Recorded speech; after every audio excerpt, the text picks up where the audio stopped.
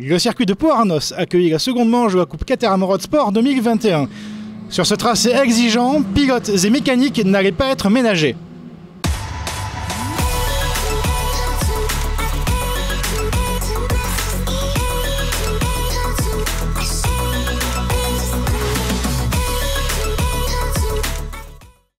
Après le premier rendez-vous dans le climat auvergnat, place désormais à la fournaise baloise. Le tracé exigeant de Pau-Arnos combiné à la chaleur fut omniprésente durant tout le meeting. 33 Road Sport étaient de la partie pour s'affronter en piste.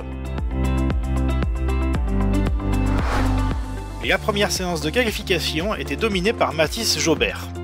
Après la démonstration du talent du jeune pilote Driving Concept à Charade, cette fois-ci il était talonné de très près par ses adversaires. Les 9 premiers se tenaient en 1 seconde, Christian Di Palma se classait à ses côtés en première ligne devant Tristan Clé et Florian Bidot. Au départ de cette première course, Di Palma se catapultait en première position.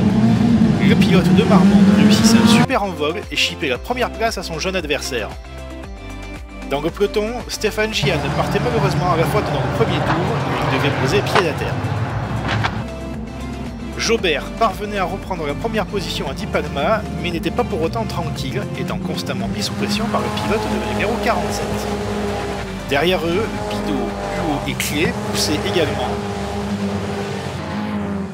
La course battait son plein et la chaleur commençait à faire souffrir pilotes et machines. Après plusieurs tentatives, Huot arrivait à trouver l'ouverture sur Di Palma vers la mi-course, avant que ce dernier ne doive céder à Bidot et Clé.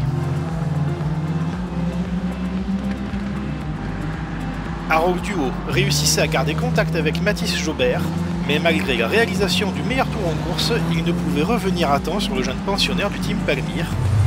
Jobert terminait en tête devant un duo de pilotes de chez Rossel Sport, Harold Duo et Florian Bidot. Ce dernier résistait sur le fil à Tristan Clé pour seulement 2 dixièmes. Evelyne Buatier, dont c'était le retour en piste, terminait première féminine.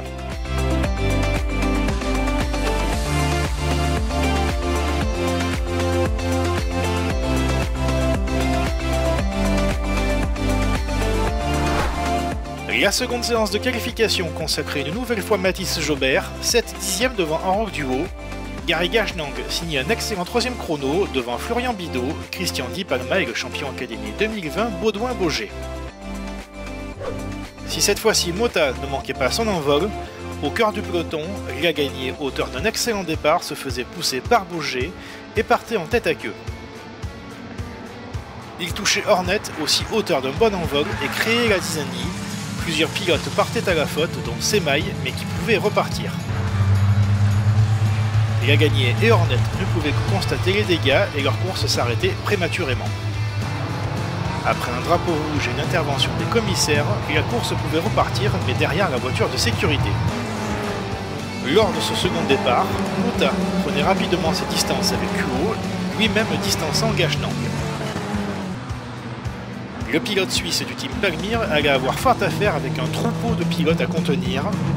Bidot, Di Palma, Clé, Bauger, Tom, Debord klaxonnaient derrière le pilote de la numéro 20. Devant, Jobert ne se laissait pas endormir et réussissait à creuser un petit écart sur Huot.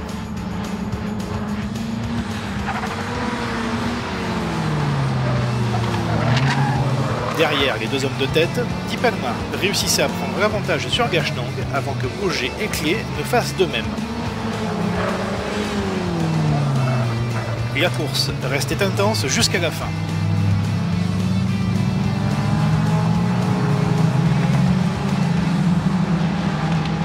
Jobert gagnait une nouvelle fois, continuant son sans faute depuis Charade devant un excellent Harold Duo et Christian Di Palma.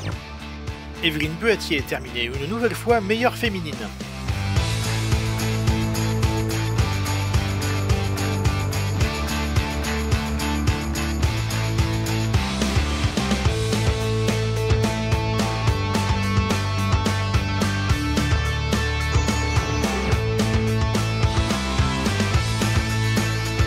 Le jeune Jobert impose déjà son talent avec 4 victoires en autant de courses.